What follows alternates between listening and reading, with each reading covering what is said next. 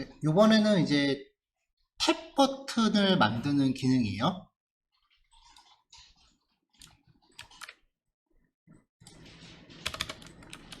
자, 일단 데이터셋 안에서 이제 탭 컨텐츠라고 되어 있는 이 배열을 하나 가져올게요. 탭에 표시할 내용을 미리 정의를 해 놓은 거예요. 얘를 임포트를 했습니다. 그래서 이 탭 컨텐츠라는 애를 출력을 해보면 콘솔.로그에서 탭 컨텐츠 출력을 해보면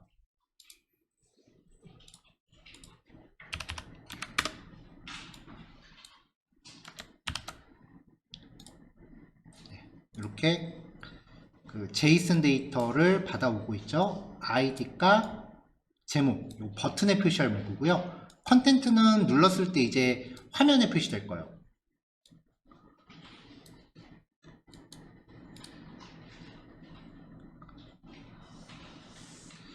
자, 스타일 컴포넌트로 탭 컨테이너라고 미리 준비해 놨고요.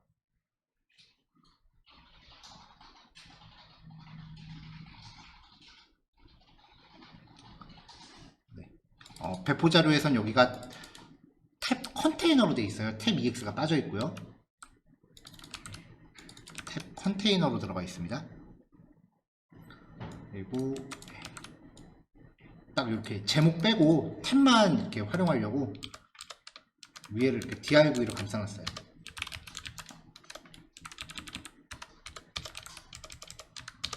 이렇게요. 자, 그럼 이 부분에 대한 스타일을 이제 스타일 컴포넌트로 정의를 한 거죠.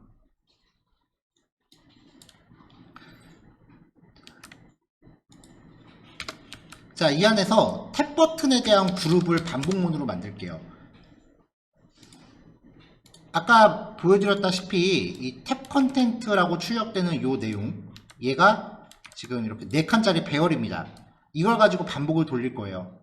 그러면서 이 서브젝트를 화면에 표시를 해줄 거예요.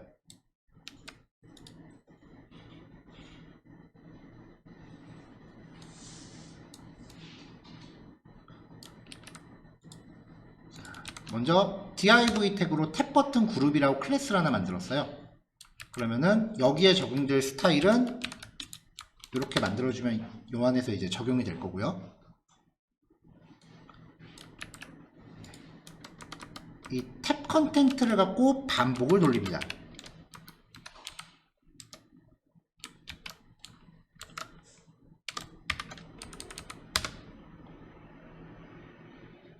그러면 요 V가 여기서 지금 출력되는 요 한 덩어리가 V가 되는 거죠.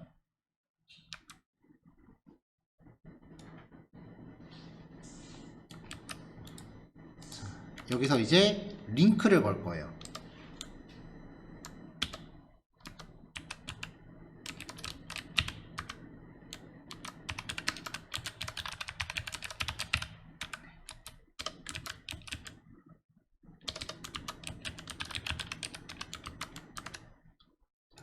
클릭했을 때 작동할 이벤트 함수를 준비를 하고요. 네, 요건 이제 확인됐으니까 지우겠습니다.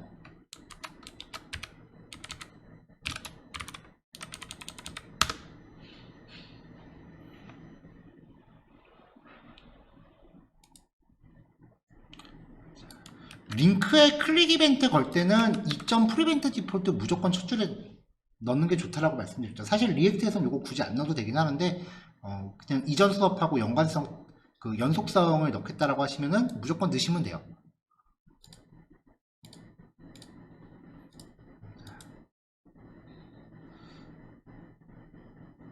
자, 뭔가 또 임포트가 안 된 것 같아요.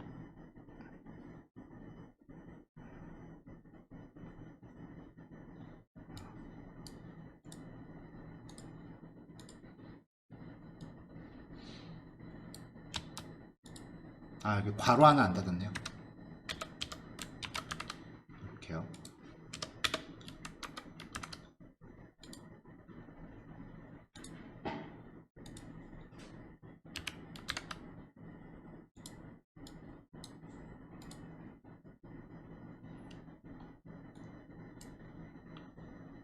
자, 그럼 이제 div 태그 안에 링크가 쭈루룩 들어가 있는 상태죠.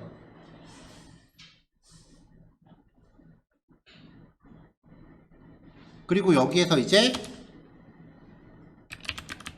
클래스 이름으로 탭 버튼이라는 클래스를 하나 줄 겁니다. 그러면 탭 버튼 그룹 안에서도 탭 버튼이라는 클래스를 만들어 주면은 이 링크에 대한 클래스가 들어가겠죠.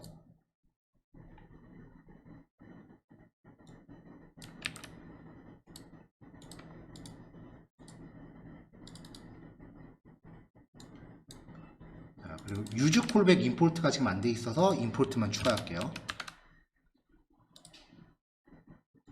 자, 그럼 현재는 이제 CSS가 없는 상태니까 이렇게 링크들만 쪼르륵 들어가 있어요. 어디 여기 세미콜. 자, 이제 여기에 CSS 넣어볼게요. 이 탭 버튼 그룹, 이 링크를 감싸고 있는 div 전체입니다. 일단 테두리랑 백그라운드 주고요. 디스플레이 플렉스 걸어서 가로 정렬했습니다. 뻔히 가로로 나열되어 있음에도 불구하고 디스플레이 플렉스 주는 경우는 이제 정렬할 때 간격 맞추려고 할 때 준다고 했었어요. 자, 그 다음에 이 탭 버튼 A 태그였죠. 디스플레이 블록 걸고요. 플렉스가 없으면은 링크니까 클릭될 영역을 확장하려면은 디스플레이 블록을 줘야 되잖아요. 위드 세이트 주려면. 근데 디스플레이 블록을 주는 순간 전부 다 세로로 배치되잖아요. 이럴 때 부모한테 플렉스를 미리 줘놓으면은 가로로 계속 가는 거죠. 자, 배경 색상은 인허릿. 인허릿이라는 건 부모 거 상속받겠다는 뜻이에요. 각자 최소 넓이는 100픽셀에 박스 사이즈는 보더 박스 주고요. 그 다음에 보더랑 아웃라인은 전부 없앤 다음에 여백과 글자 크기, 글자 색상 같은 거 잡아줬습니다.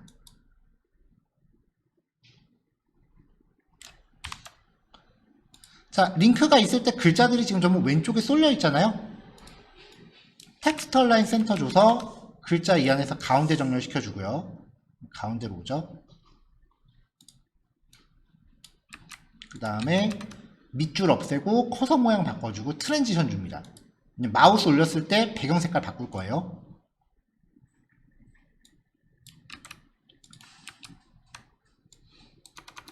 자, 마우스 올렸을 때 배경 색깔 스르륵 바꿔주고요. 자, 그 다음에 이제 여기서 우리가 액티브라는 클래스를 주로 만들었었거든요. 그래서 클릭된 항목을 강조하고 싶을 때 이 액티브라는 클래스를 넣었다 뺐다 했어요. 그때 우리가 구현했던 스타일이 뭐냐면은 만약에 얘가 클릭이 됐다. 그러면 반복 돌면서 여기한테 액티브 클래스를 다 제거를 해요. 있건 없건 싹 다 제거해요. 그리고 클릭된 항목 하나 딱 집어서 걔한테 액티브를 또 넣어줘요. 이런 식으로 구현을 했었습니다.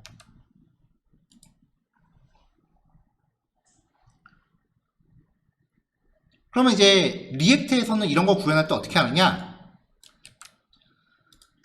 유즈 스테이트를 하나 가져오고요.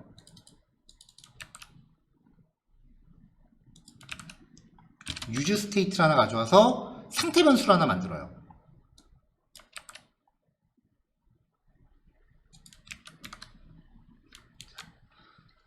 자, 이 각각의 링크들이 결국 0번째, 1번째, 2번째, 3번째잖아요.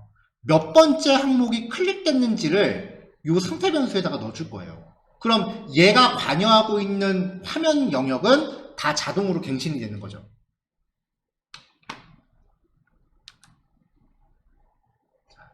자, 이걸 안 넣었다. 그럼 우리가 예전에 이제 순수 자바스크립트 코드였으면 이런 식으로 짰습니다.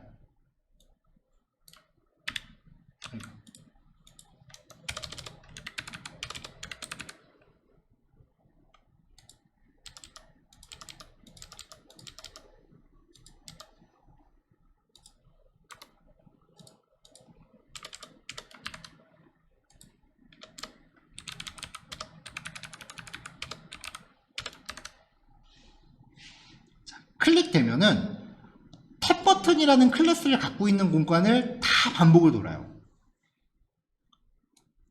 쿼리 셀렉터 올로 가져와서 싹 다 반복을 돌면서 클릭된 자신이 반복문의 원소와 똑같다면 이 링크를 다 반복 돌면서 클릭된 자신이 반복문에서 스캔하는 원소랑 똑같으면은 액티브를 넣어주고 나머지는 액티브를 빼주고 이렇게 반복문을 돌면서 구현을 했단 말이죠. 그래서 이렇게 링크들이 있을 때 클릭되면은 클릭된 항목한테 여기 액티브란 클래스를 넣어줬었어요. 여기 액티브란 클래스가 이게 들어가죠.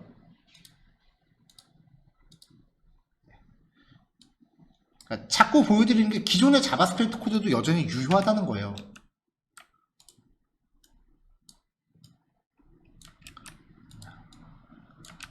자, 요걸 주석으로 맞고요.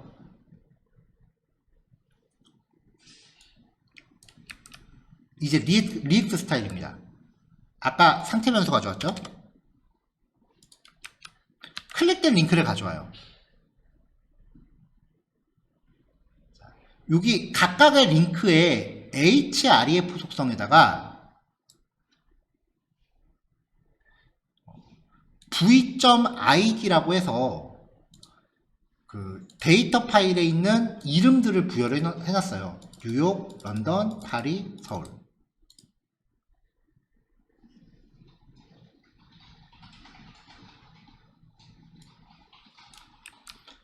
요게 지금 href로 걸려 있는 거예요. 자, 그래서 이제 클릭된 링크에 대한 href 속성 값을 뽑아서 콘솔에 찍었습니다.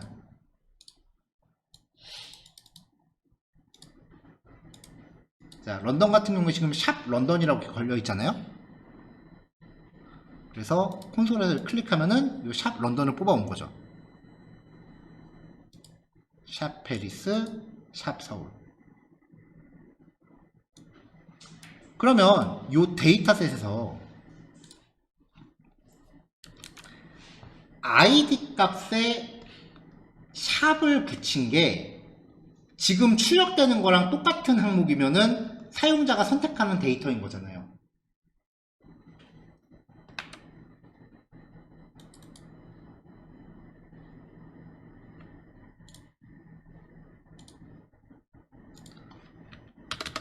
자, 그래서 탭 컨텐트에서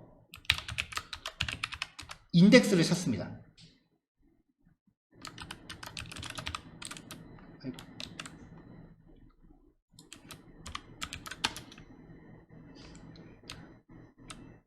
파인드랑 파인드 인덱스 차이를 보여드릴게요.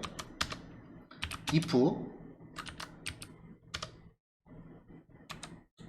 샵 v.id랑 요 href 값이 같다면 return true. 요거를 리턴을 받을게요. const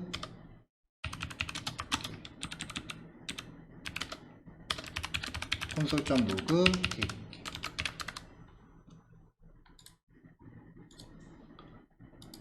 자, 그럼 find는 배열 전체를 탐색을 돌면서 true를 리턴하는 시점에 원소를 반환을 해요.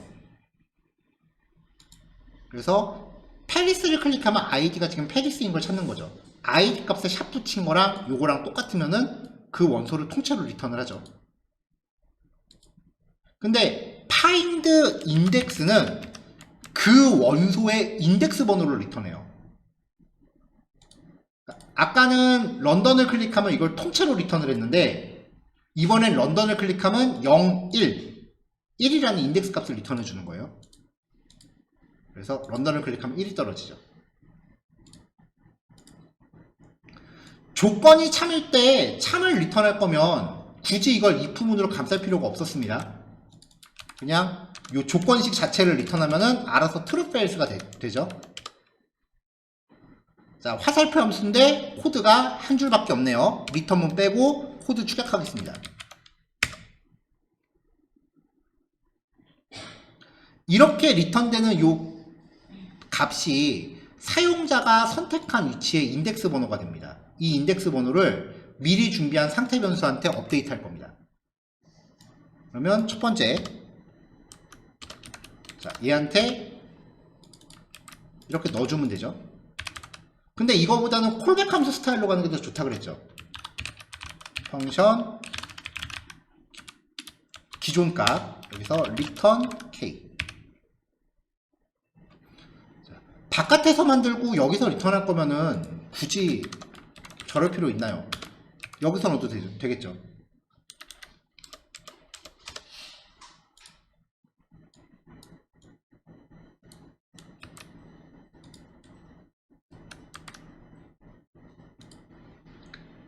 자, 그러면은 여기에서 리턴해 주는 걸 변수에 담아서 리턴할 거면 굳이 변수 안 만들고 이렇게 처리해 줘도 되겠죠?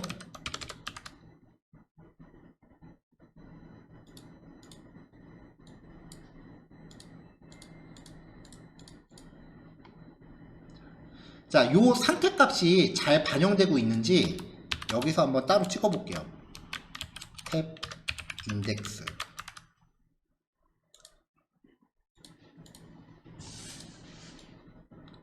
그러면 클릭했을 때 화면에 상태값이 이렇게 반영이 되고 있죠. 콜백 함수 스타일로 넣는 게 좀 어렵다라고 생각이 되시면 여기까지만 하셔도 돼요.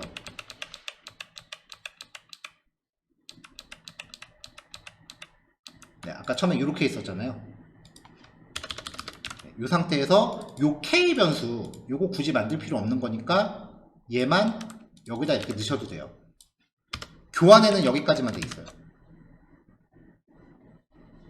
이게 이제 일반 상태값 갱신인 거고요. 지금 보여드리는 거는 아까 그 성능 올리는 방법 그래도 소개해 드린 거니까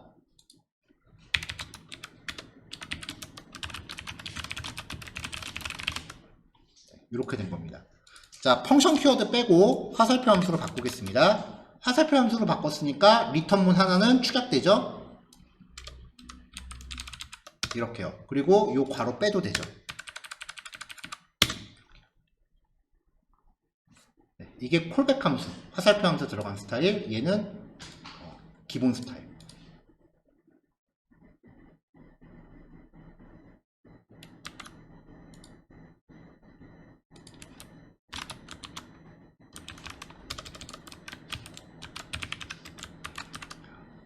자, 이게 출력을 해주면은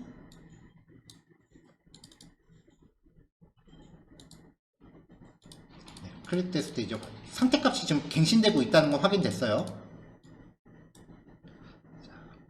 그러면 여기에서 요점은 여기다가 이제 액티브라는 클래스를 넣어주는 거예요. 근데 반복문 아니잖아요. 클릭됐을 때 사용자가 몇 번째 항목을 선택했다라는 거 그 상태값을 줬습니다. 탭 인덱스가 사용자가 선택한 항목의 인덱스 번호예요. 그리고 여긴 지금 반복문을 돌면서 전체 인덱스예요. 그러니까 탭 인덱스와 i가 같은 순간 액티브란 클래스를 넣어주면 돼요. 그러니까 이 안에서 if문을 써야 되는 거죠. 이런 식으로 화면 UI를 처리할 때 반복문을 돌면서 어떤 조건이 충족되면은 클래스를 적용하고 어떤 조건이 충족되지 않으면 클래스를 안 적용하고 이런 경우가 되게 많아요. 사실 우리 여태까지 했었던 자바스크립트 코드 대부분이 그거예요.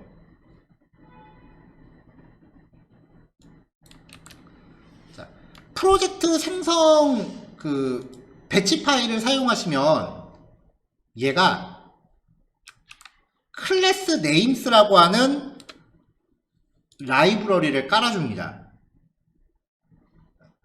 프로젝트 직접 생성하신 경우 이거 설치하시면 돼요. 얘가 또 리액트 쓰면서 굉장히 그 쓰임새가 많아요.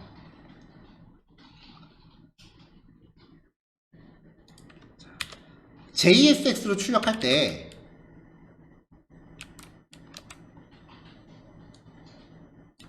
조건부 클래스 이름을 적용하기 위한 객체를 만들어줘요. const cls는 한 다음에 클래스 네임스 함수로 호출합니다. 여기다 제이슨을 거세요.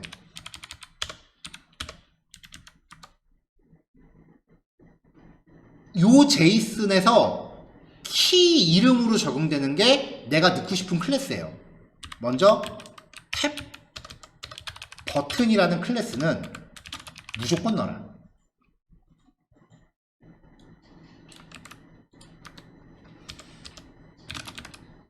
그러니까 여기에서 true를 세팅하면 이 클래스가 적용이 되는 거고요. false를 적용하면 이 클래스가 적용이 안 되는 거예요. 그러면 active라는 클래스는 아까 우리가 말했다시피 i 값과 상태 변수 탭 인덱스가 똑같으면 요 조건식이 true면은 active가 들어가는 거고 이 조건식이 false면은 얘가 안 들어가게 됩니다. 이렇게 만든 CLS를 여기에다가 통째로 걸어주면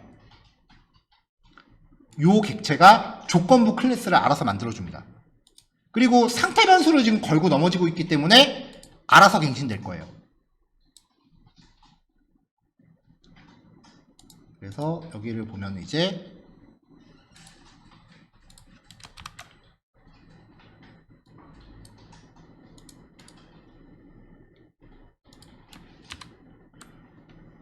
새로 고침할게요.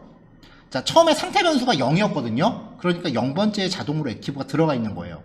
이제 여기 클릭하면은 액티브 클래스가 옮겨 다니죠. 상태 변수를 이벤트에서 갱신해 주는 것만으로 이 상태 변수를 사용하고 있는 이 코드의 결과값이 실시간으로 바뀌는 겁니다. 만약에 이런 처리가 안 들어가면 여기서 아까처럼 반복문 돌면서 일일이 하나하나 바꿔줘야 돼요.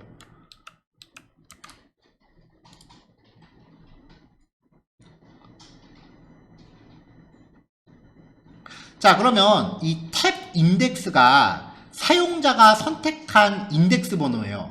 그럼 이제 우리는 이 탭 컨텐트 안에서 사용자가 만약에 1을 선택했다라고 하면 1번째 항목에 있는 서브젝트와 컨텐트를 뽑아줘야 됩니다. 즉, 탭 인덱스라고 하는 상태 변수가 변경이 됐을 때 거기에 대한 후속 처리로 제목과 내용을 또 생성을 해줘야 돼요.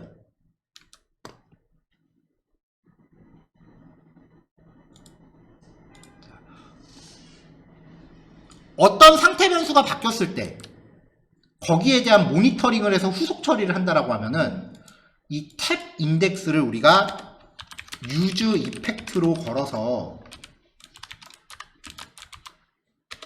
여기서 탭 인덱스를 모니터링해라 이렇게 걸어줄 수 있어요. 근데 지금 여기서는 얘를 모니터링해서 제목과 내용이라는 새로운 변수를 만들어야 된다 그랬잖아요. 그럼 그걸 추락해서 쓰는 게 use 메모였죠. 여기서 use 메모를 겁니다.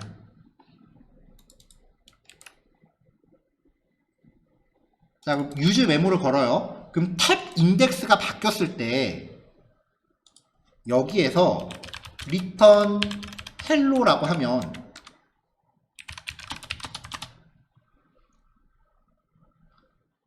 탭 인덱스가 바뀌었을 때 이 hello라고 하는 값이 k에 저장되는 거예요.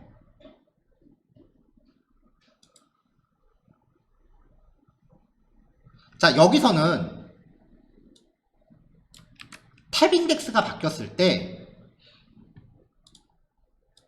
요 전체 데이터에서 선택된 위치를 가져와야 돼요. 그래서 탭 컨텐트에서 탭 인덱스를 리턴합니다. 그럼 얘도 하나의 상태 변수라고 했죠? 요것만 제가 여기다 출력해 볼게요. K만 출력을 해볼게요. 그러면 탭 인덱스가 바뀌었을 때 전체 탭 컨텐트에서 탭 인덱스 번째를 꺼내서 리턴해요. 얘를 화면에 출력했어요.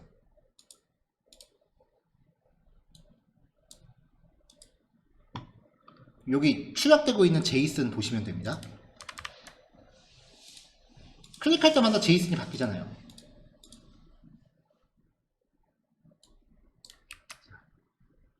그러니까 지금 여기서 리턴해 주는 게 요 제이슨인 거죠. 자, 여기서 리턴하는 게 K에 저장되는 거예요. 그럼 우리는 서브젝트랑 컨텐트만 있으면 돼요.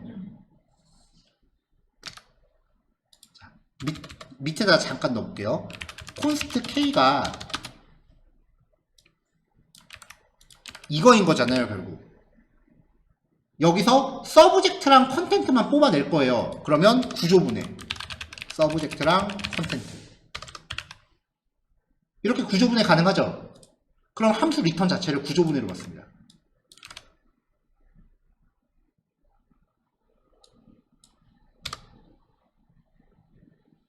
그럼 이제 요 두 개의 변수는 탭 인덱스가 바뀌었을 때마다 알아서 갱신되는 변수입니다. 그래서 버튼 그룹 밑에다가 페이지 영역으로 서브젝트와 컨텐츠만 출력해주면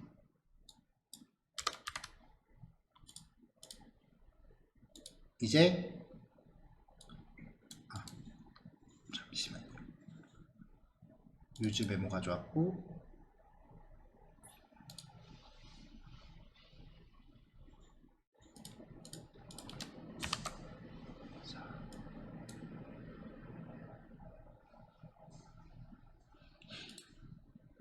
여기 오타네요. 컨텐츠인데 n이 하나 더 들어갔네요.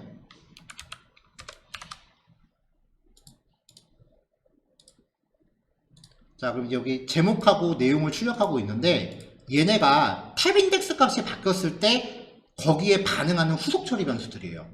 그럼 버튼 클릭하면 탭 인덱스라는 상태 변수가 바뀌죠? 그럼 이제 같이 바뀌는 거예요.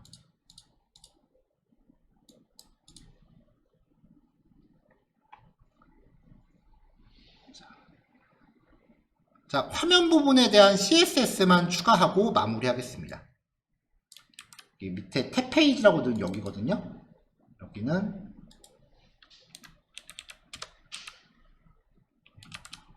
이렇게 패딩하고 테두리 정도만 줘서 마무리하겠습니다.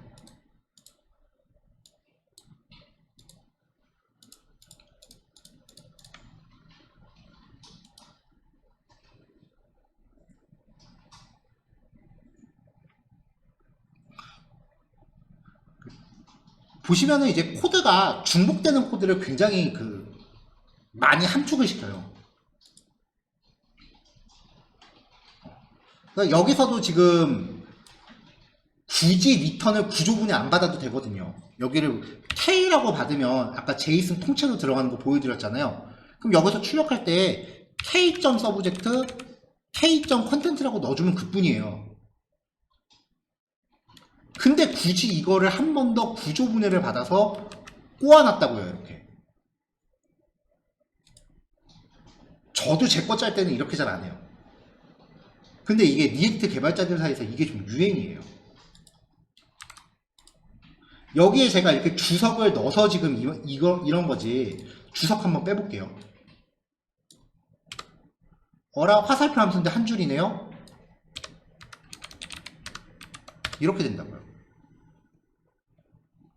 진짜 코드 출력을 진짜 징그럽게 많이 해요. 모르겠어요. 이게 더 타이핑량이 적어서 그런 건지 모르겠는데, 저는 개인적으로 옆으로 길게 가면은 옆으로 스크롤하기 좀 귀찮잖아요. 그래서 밑으로 길게 내리는 걸 좋아하는 스타일이거든요. 그래서 저 같은 경우는 이렇게 밑으로 내리고 이제 옛날 스타일로 코딩을 할수록 많이 하는데, 그렇게 코딩했다가는 이제 시중에 나와 있는 자료라든지 아니면 다른 사람들하고 이제 코드 스타일이 많이 다르실 거예요. 지극히 개인 취향적인 문제인데 회사 딱 들어갔더니 나 빼고 다른 사람들 다 이렇게 코딩하고 있는 거죠. 그래서 이 복잡한 문법에 적응을 빨리 하셔야 돼요. 제가 여러 번 드렸던 말씀 중에 하나가 리액트 진입 장벽을 왜 놓냐면은 기본 문법 정리가 안 돼 있어서 그렇습니다라는 얘기를 되게 많이 했잖아요. 일단 문법이 좀 헬이에요, 얘가. 많이 그래요. 그러니까 이게 무슨 얘기냐면은 수능 시험장 갔을 때 수능 시험 문제 자체가 어려운 게 아니라 구구단을 못 외우고 들어가는 케이스인 거예요. 그러니까 문법을 제대로 파악을 못하기 때문에 코드가 어려워 보이는 거예요.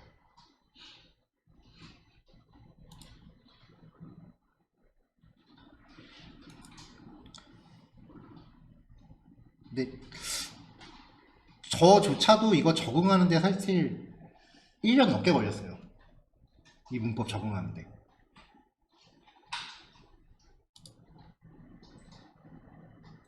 근데 불과 일주일에 고작 한 번 수업 듣는 걸로 그 몇 달 안 되는 시간 만에 이거를 빨리 적응해야 된다라고 하는 거는 저도 죄송해요. 말씀드리면서 이게 말도 안 되는 얘기인 거 저도 뻔히 아니까. 근데 그렇다고 해서 이게 수강 기간을 늘릴 수가 없는 노릇이니까 이제 하셔야 됩니다라고 저도 얘기는 하지만 한 번에 안 된다고 너무 그렇게 힘들어하지는 마세요. 저도 못해요 그거. 자, 어쨌건 오늘 내용 여기까지입니다. 네, 내용 정리하시고요. 다음 주에 이제 남은 예제 끝나고 나면은 플러그인하고 이제 에이작스만 남은 상태입니다. 아마 빠르면은 다음 주 일요일쯤에 진도가 다 거의 마무리가 될 거고요. 조금 천천히 한다라고 하면 이제 그 한 주 지나가서 토요일 정도 될 거고요. 그러면 이제 그 수업 날짜상으로 한 3회 정도는 아마 작업에 대한 그 가이드를 조금 이제 1대1로 해드리게 되지 않을까 싶어요. 네, 오늘 여기까지 하겠습니다. 고생하셨습니다.